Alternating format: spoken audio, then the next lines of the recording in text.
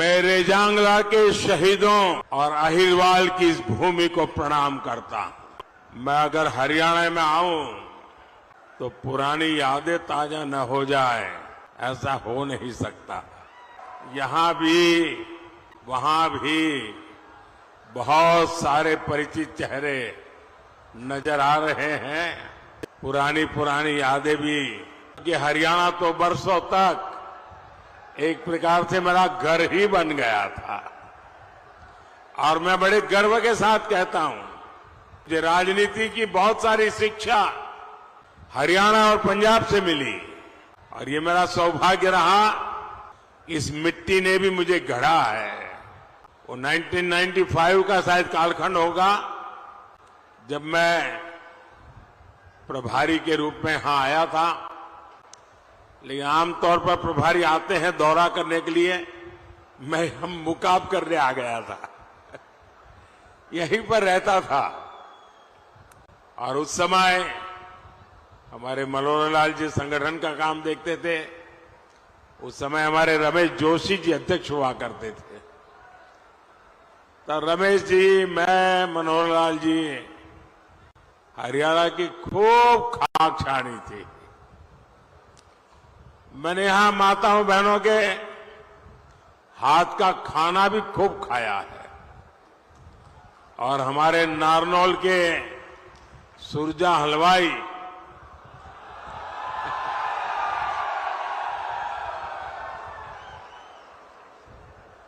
और महेंद्रगढ़ की मिठाई, शायद इसी के कारण ये हमारा राबिला डायबिटिक हो गया।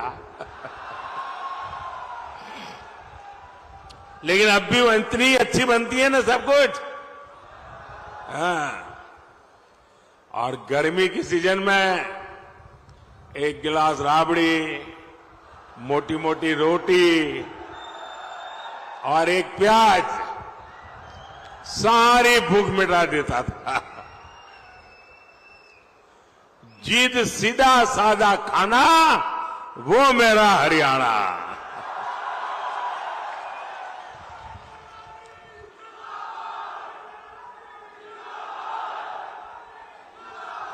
साथियों,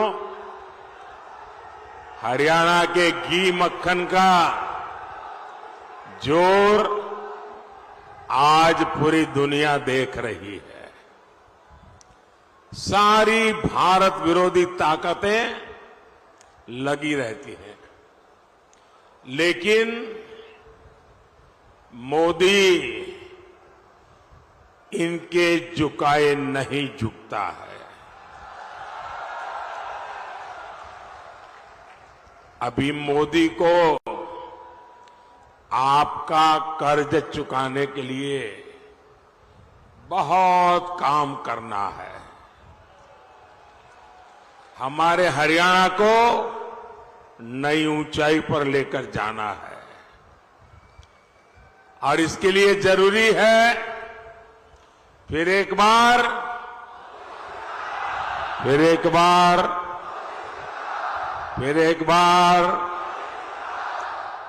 साथियों, ये चुनाव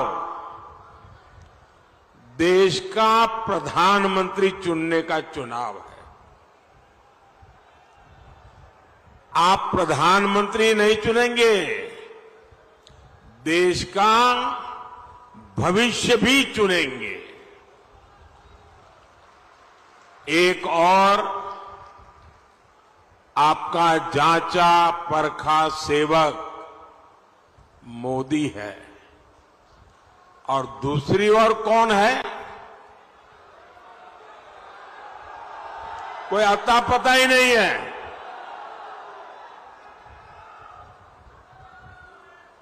और हरियाणा के लिए तो मोदी मतलब, शायद यहां हरियाणा में आपको कम से कम 5,000 लोग ऐसे मिल जाएंगे जो दूर से चिल्ला सके, मोदी जी जरा रुक जाओ, ऐसे कहने वाले 5,000 लोग मिल जाएंगे। यानी हरियाणा के साथ मेरा जो अपनापन रहा है, हरियाणा ने मुझे जो प्यार दिया है, और इसलिए हरियाणा का अधिकार भी मुझ पर बनता है। चलते फिरते मुझे कह सकता है, मोदी जी गलत कर रहे हो, ऐसा मत करो। इतना मेरा आपसे नाता रहा है और पिछले 10 साल में आपने उस प्यार में कभी कमी नहीं आने दी। इससे बड़ा सौभाग्य क्या हो सकता है साथियों।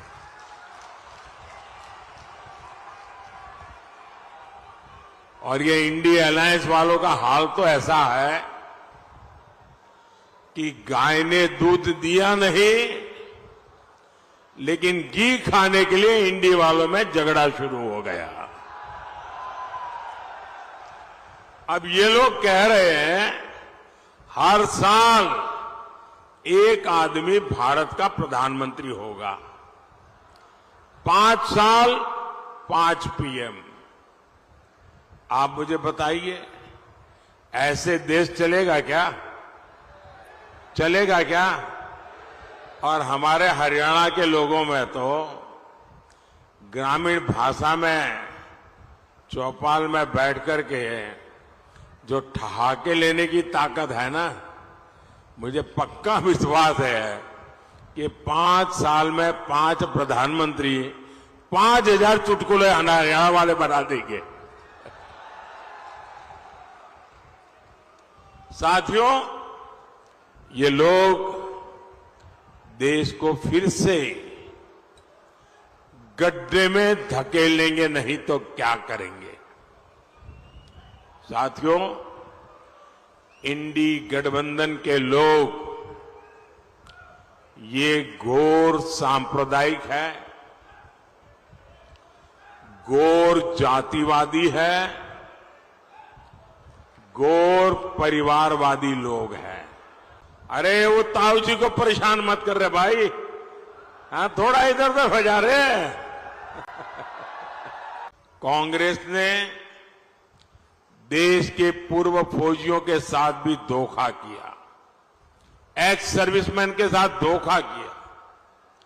उन्हें दशकों तक पूर्व फौजियों को 1 रैंक 1 पेंशन नहीं मिलने दी।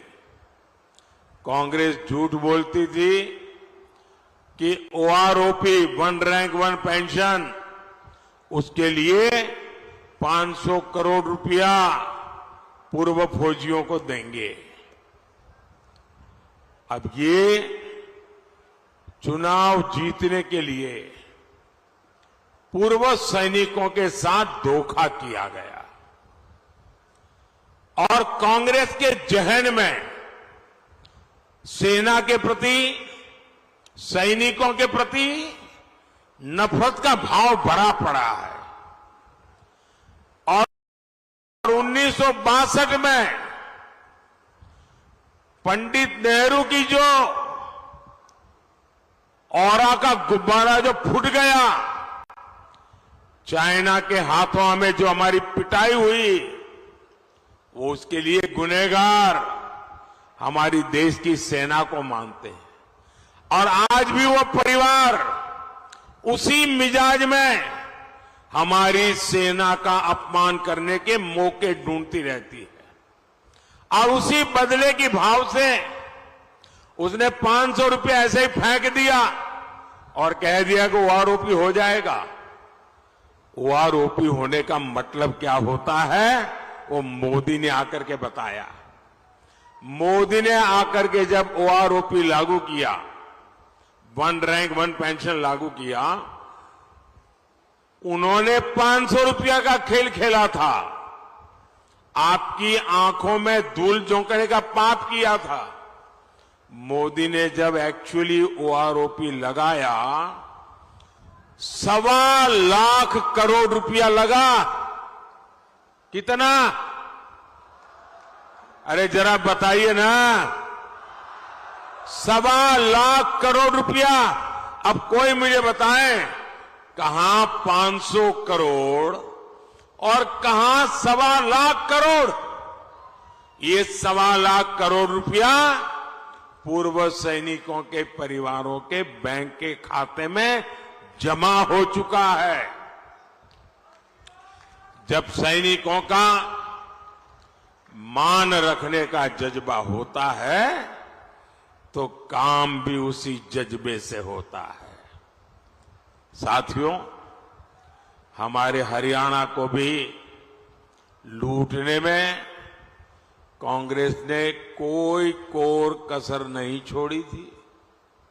मैंने तो अपनी आंखों से देखा है कांग्रेस के समय में क्या हाल था हरियाणा का। जो मुख्यमंत्री बनता था वो अपने जिले के बाहर नहीं देखता था। ऐसा कोई क्षेत्र नहीं जिसे लूटने का खुला खेल न चलता हो। आपको याद है ना, नौकरी दिलवाने के नाम पर ये लोग जमीनें बिकवा देते थे। ट्रांसफर पोस्टिंग की तो खुली इंडस्ट्री चलती थी, सड़कें गड्ढों में होती थी, उद्योगों पर संकट आने लगा था। आप कल्पना करिए, अगर कांग्रेस कुछ दिन और रह जाती तो हरियाणा बीते 10 वर्षों में हमने कांग्रेस के पाप धोने में बहुत मेहनत की है। आज हरियाणा में आधुनिक हाईवे और एक्सप्रेसवे बन रहे हैं। अब न दिल्ली दूर है न चंडीगढ़ दूर है। हम नारनौल वाले सुबह चंडीगढ़ से निकलते हैं और जात करके काम पूरा करके शाम को रात घर पहुंच जाते हैं। गुरुग्राम वालों का तो जीवन ही द्वारका एक्सप्रेसवे ने आसान कर दिया है। इसलिए अब इस पूरे एरिया में नए नए उद्योग लग रहे हैं, रोजगार के नए अवसर पैदा हो रहे हैं। भाइयों बहनों, मैं गुरुग्राम के युवाओं से भी कहना चाहता हूं, अगले 5 साल ये देश में एक बड़ी क्रांति का समय होने वाला है। आप देखिए कैसे नए नए सेक्टर्स हमारे नौजवानों का भाग्य बदलने वाले हैं। Semiconductor sector, drone sector, startup sector, food processing sector, green energy sector, green hydrogen hub, pharma hub, अनगिनत। और इन सब में बहुत से ज्यादा काम मेरे देश के नौजवानों को मिलने वाला है। आपके हर सपने पूरे होंगे, क्योंकि आपका सपना ये मोदी का संकल्प है। साथियों, कांग्रेस के विश्वासघात का भुक्तभोगी तो हरियाणा का किसान भी रहा है। यहां उसने किसान को सिंचाई के पानी तक का इंतजाम नहीं किया। हम नहरों को जोड़कर यहां तक पानी पहुंचा रहे हैं।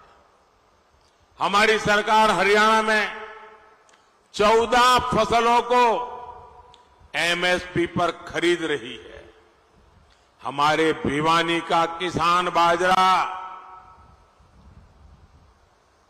और किसान का यहां जो बाजरे की खेती है और हमारा यहां का किसान जो बाजरा पैदा करता है, मेरे प्रिय बाजरे में से वो है।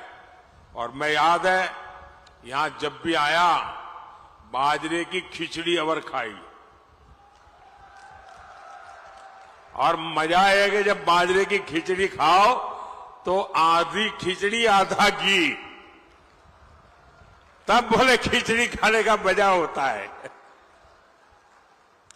अब मैं गुजराती आदमी इतना खा तो नहीं सकता था, लेकिन उनका प्यार हरियाणा के लोगों का, यहां का बाजरा आज भी वो मुझे याद हमेशा रहता है। लेकिन अब आपके बाजरे के श्री अन्न के प्रचार की जिम्मेदारी खुद मोदी ने ले रखी है। मैंने जितने मिलेट से जितना मोटा अनाज है उसके लिए एक नाम दे दिया है श्री अन्न, और मैं दुनिया भर में उसका एम्बेसडर बन गया हूं, उसका सेल्समैन बन गया हूं। आपने देखा होगा हमारे देश में G20 की समिट हुई, दुनिया भर के बड़े बड़े नेता यहां आए थे। दुनिया की सबसे बड़ी ताकत जिसको कहें वो सब G20 में थी, और मोदी ने उनको क्या खिलाया? मोदी ने उनको बाजरा खिलाया। और बड़े बड़े नेताओं को मैंने कहा ये सुपर फूड है, और उसका एक परिणाम ही आया कि मुझे भी अमेरिका बुलाया था, व्हाइट हाउस में भोजन था। व्हाइट हाउस में उस दिन काफी लोगों को उन्होंने खाने पे बुलाया था, देश भर के लोगों को, और सबको उन्होंने बाजरा खिलाया व्हाइट हाउस में, अमेरिका में।